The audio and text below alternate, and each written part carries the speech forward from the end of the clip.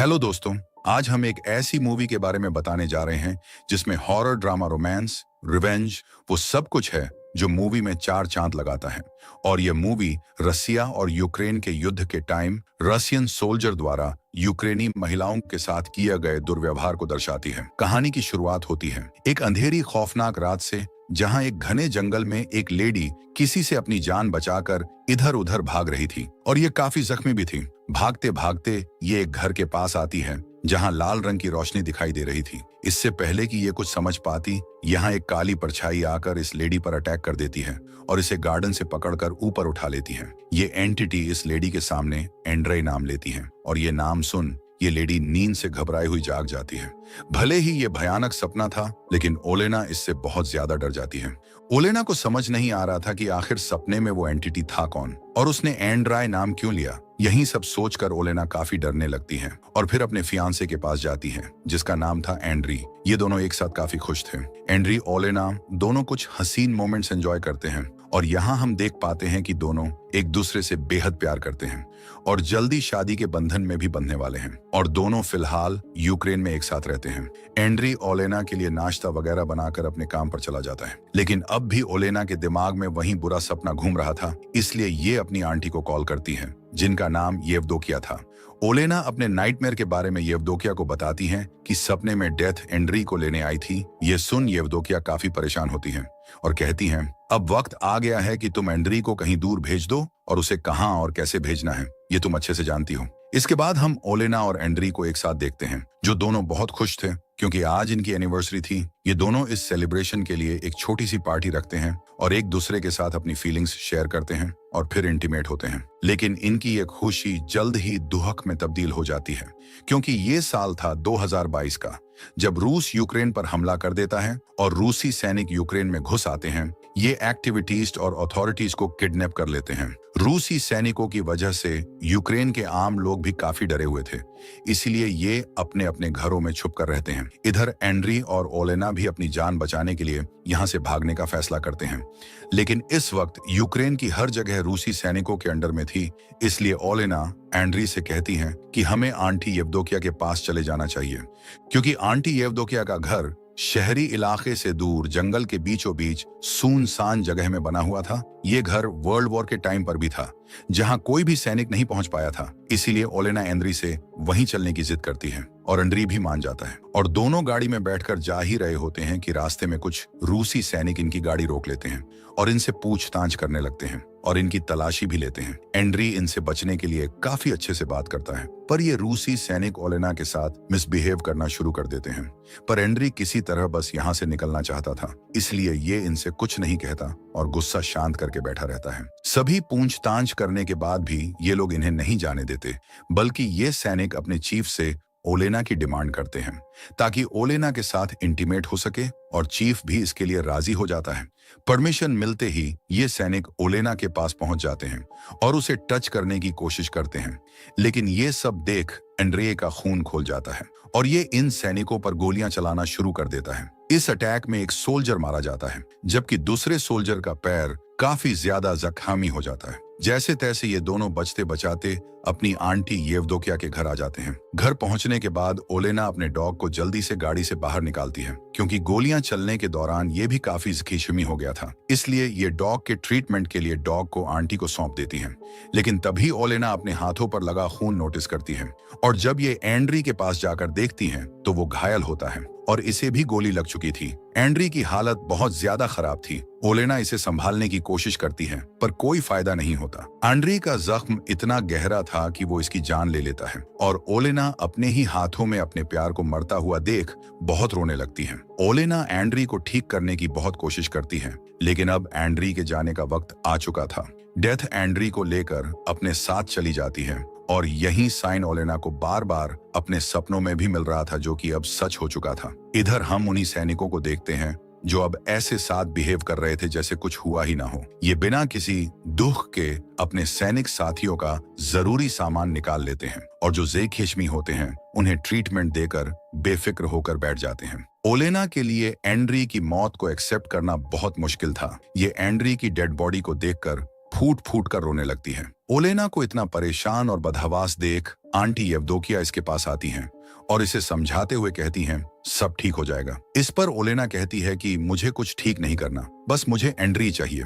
ओलेना आगे कहती हैं कि मैं कई लाइफ जी चुकी हूँ, हजारों युद्ध मैंने देखे हैं, कई लोगों को खोया है, लेकिन एंड्री को खोने का दुख सबसे बड़ा है।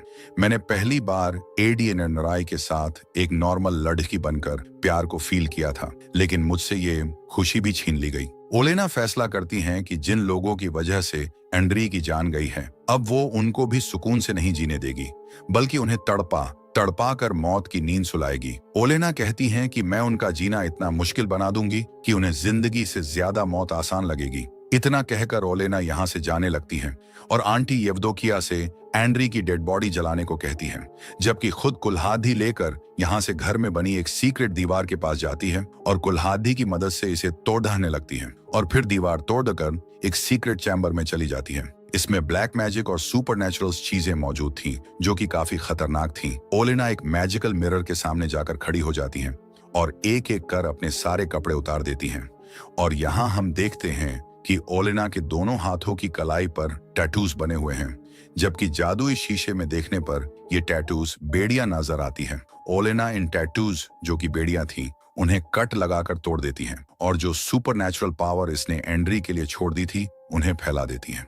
बड़ियों से आजादी मिलते ही इसके शरीर में कुछ चेंजमेंट होना शुरू हो जाते हैं और हम देखते हैं कि ओलेना की बॉडी में खास तरह की पावर दौड़ने लगी है। ये पावर वापस मिलते ही ओलेना काफी पावरफुल और खतरनाक हो जाती है और अब ये पूरी तरह से अपने दुश्मनों से बदलना लेने के लिए तैयार होती है। ओलेना कोई नॉर्मल लड़की नहीं थी, बल्कि ये एक विच थी जो इस चुड़ैलों की दुनिया से दूर एंड्री के साथ जिंदगी गुजारना चाहती थी, पर ऐसा नहीं हो पाया, इसीलिए ये इस दुनिया में वापस आ गई। इधर हम रूसी सैनिकों को देखते हैं जिनका चीफ बताता है कि खाने की सप्लाई अभी नहीं हो पाएगी, क्योंकि जो खाने का ट्रक था वो यूक्रेन ने रोक लिया था। इसलिए चीफ इन सब से कहता है कि अब तुम लोग बिल्कुल आजाद हो, तुम्हें जैसे भी खाना लाना है तुम इसके लिए फ्री हो, तुम किसी को भी मार सकते हो। ये सब सुनकर सैनिक बहुत खुश होते हैं और अलग होकर खाना ढूंढने के लिए निकल जाते हैं। कुछ सैनिक एक घर में खाना ढूंढने जाते हैं जहां एक बूढ़ा आदमी इन्हें यहां से भगाने लगता है, लेकिन ये रूसी सैनिक इस बुजुर्ग आदमी को ही मार देते हैं और इसके घर में जबरदस्ती घुस जाते हैं, जहां इन्हें इस बूढ़े आदमी की बेटी दिखाई देती है जिसका नाम था काटिया।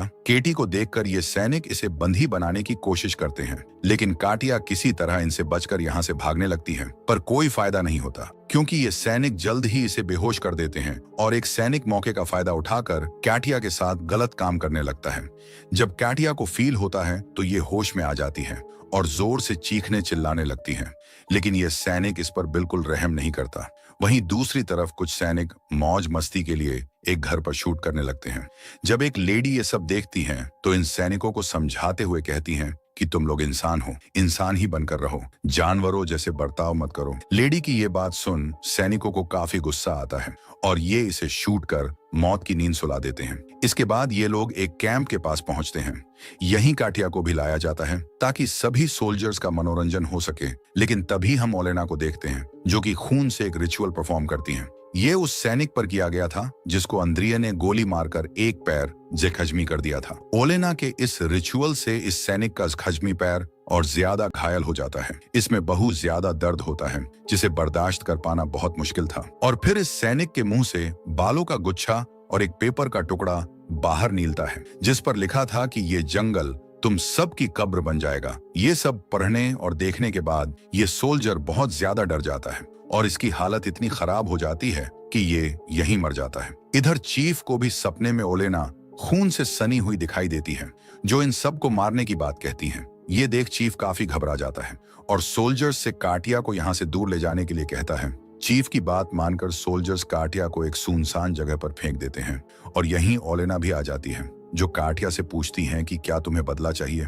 काटिया कोई जवाब नहीं देती, लेकिन उसकी आंखों में छुपा दर्द बदला लेने की मांग करता है और ओलेना भी समझ जाती है। इधर जब एक सोल्जर यूरिन करने जाता है तो यूरिन की जगह खून निकलने लगता है। ये देख सोल्जर काफी ज्यादा परेशान हो जाता है। इसके बाद हमें दो सैनिक दिखाए जाते हैं जिनमें से एक को ओलेना अपने काबू में करने की कोशिश करती है और जब इसे मारने के लिए आती है, लेकिन इसकी फैमिली फोटो देख इसे नहीं मारती, बल्कि अब ये दूसरे सैनिक को पैसों का लालच देती है। जमीन पर इतने सारे पैसों को देखकर ये सोल्जर लालच में उसके पास जाने लगता है। अगली सुबह जब सब सोल्जर्स अपने फोन देखते हैं तो सबको एक ही मैसेज मिलता है जिसमें लिखा था कि तुम सबकी कब्र इसी जंगल में बनेगी। ये पढ़ने के बाद सभी सोल्जर्स काफी घबरा जाते हैं, लेकिन चीफ इस पर ज्यादा ध्यान नहीं देता क्योंकि ये भूत प्रेत और काली शक्ति पर बिल्कुल भी यकीन नहीं करता था, बल्कि चीफ इसे दुश्मनों की एक चाल बताता है और सभी सोल्जर्स को अलर्ट रहने के लिए कहता है। लेकिन तभी एक सैनिक सभी लोगों को जंगल की एक ऐसी जगह ले जाता है जहां बहुत सारी वुडू डॉल्स लटकी हुई थी। इसके बाद ये लोग अपने एक सैनिक साथी को देखते हैं जो पेड़ से बंधा हुआ था। इसके बाल उखाड़ दिए गए थे, होंठ सिल दिए गए थे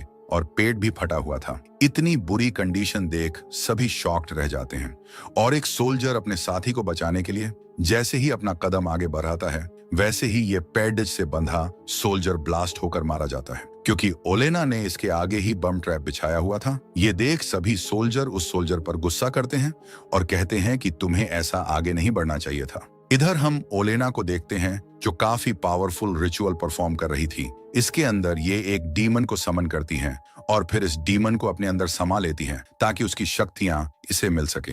जब येवदोकिया अपने घर के बाहर निकलकर देखती हैं तो वहां बहुत सारी डेड बर्ड्स की बारिश होती है। ये देख येवदोकिया डर कर जल्दी से ओलेना के पास आ जाती हैं और जब ओलेना को देखती हैं तो समझ जाती हैं ओलेना अपने बदले को लेने के लिए काफी आगे बढ़ चुकी हैं। ये सब ओलेना के लिए भी काफी डेंजर था, इसलिए येवदोकिया ओलेना को समझाने की कोशिश करती हैं कि तुमने अगर ये सब अभी नहीं रोका तो इसका खामियाजा तुम्हें भी भुगतना होगा। लेकिन ओलेना इसकी एक नहीं सुनती और कहती है कि मुझे अपने अंजाम की परवाह नहीं है, मैं बस अपने बदले के लिए किसी भी हद तक जा सकती हूँ। मैं मर भी गई तो मुझे कोई गम नहीं।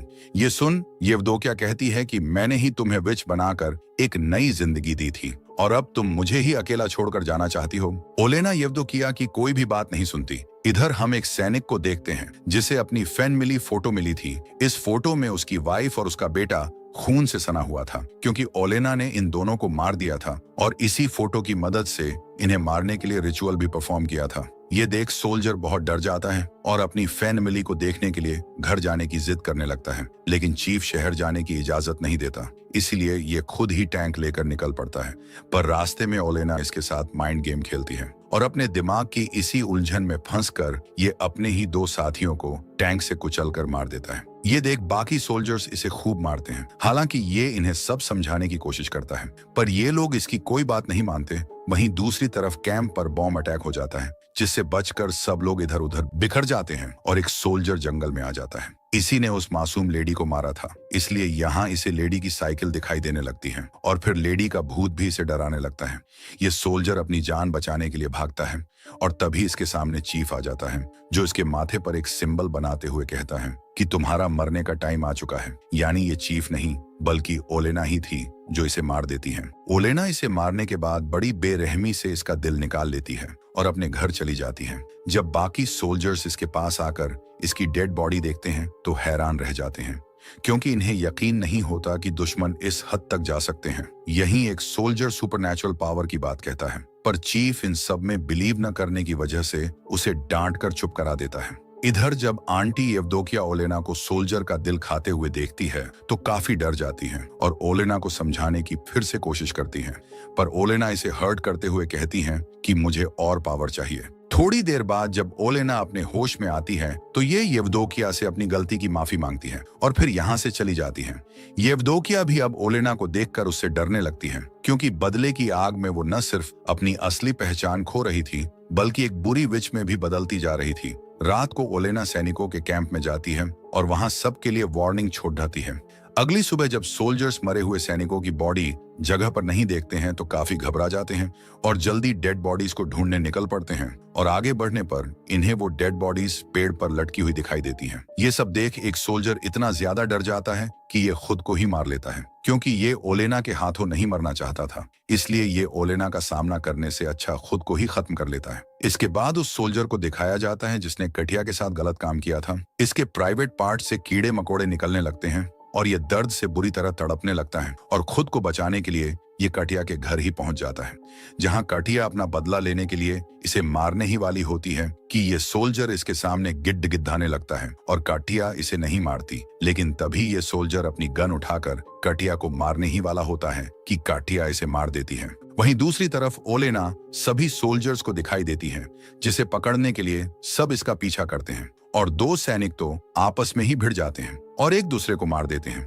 जबकि चीफ और बाकी सैनिक ओलेना को शूट करने लगते हैं, जिससे ओलेना काफी जख्मी हो जाती है और ये जान बचाने के लिए तुरंत घर आ जाती है। येवदोकिया ओलेना के शरीर से बुलेट्स निकालती हैं और कहती हैं कि हर एक मौत का बदला तुम्हें खुद चुकाना होगा और आखिरी चीफ को मारने के साथ तुम भी खत्म हो जाओगी, क्योंकि यही डील ओलेना ने कर रखी थी। येवदोकिया अब भी इस खेल को यहीं रोकने के लिए कहती हैं, पर ओलेना नहीं मानती। एक एक कर ओलेना सभी सोल्जर्स को मार देती है, पर चीफ इसके काबू में नहीं आता, बल्कि ओलेना को पकड़कर उसके साथ गलत काम करने लगता है। पर तभी हम देखते हैं कि ओलेना उसके पीछे खड़ी है, यानी ये जिसके साथ गलत काम कर रहा था वो इसी का सोल्जर था और ये सब ओलेना का मायाजाल था। ओलेना चीफ को तड़पाने लगती है और मारने ही वाली होती है कि तभी यहाँ आंटी येवदोकिया आ जाती है।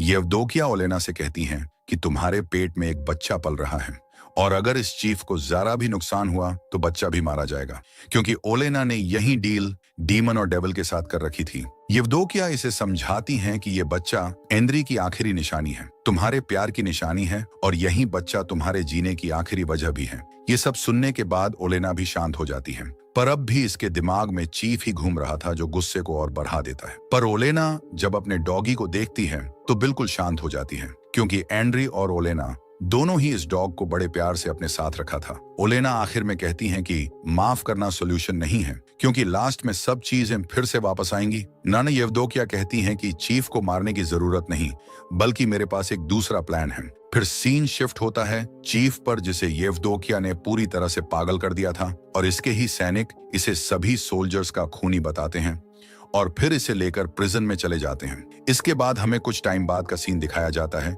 जहां हम ओलेना को देखते हैं जिसने एक बच्चे को जन्म दिया है और अब ये इसी के साथ अपनी जिंदगी की नई शुरू करेगी और इसका बदला भी पूरा हो चुका है और इसी के साथ ये मूवी यहीं खत्म हो जाती है। तो कैसी लगी आपको ये खौफनाक मूवी कमेंट में जरूर बताइए। मिलते हैं अगली वीडियो में, तब तक के लिए bye bye and take care.